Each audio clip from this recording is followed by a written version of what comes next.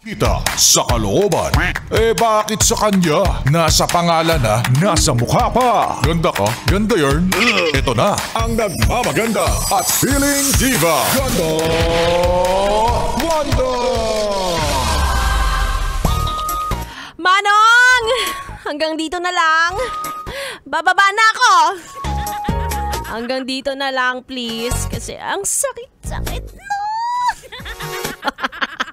Mga yes friend, it's me. It's a girl DJ Ganda Wanda. Kasama niyo na dito sa 101.1 Yes FM para sa programang Chika Chika ni Wanda. Oo, tama ka nang narinig, yes friend. Tuesday pa lang.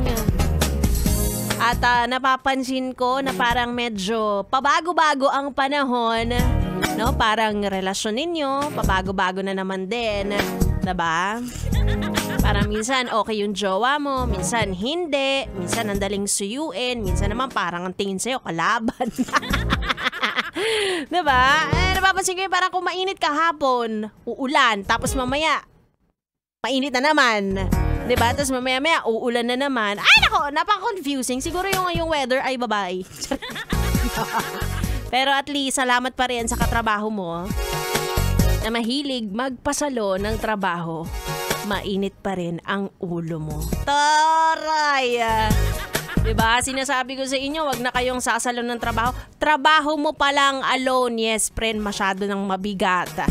At isipin mo ang sinasahod mo, pang sarili mo lang. Para lang makasurvive ka hanggang next week. Hanggang next week, imaginein mo yon. Hindi pa tayo makakapag-Japan, ganyan. Kaloka. Ay, naku, nakakapagod tong araw na to. Anyway, nag-uumpisa pa lang naman ang ating gabi. Naku, mahaba-haba na naman itong chikahan. Ano na naman kaya ang ating pagchichismisan?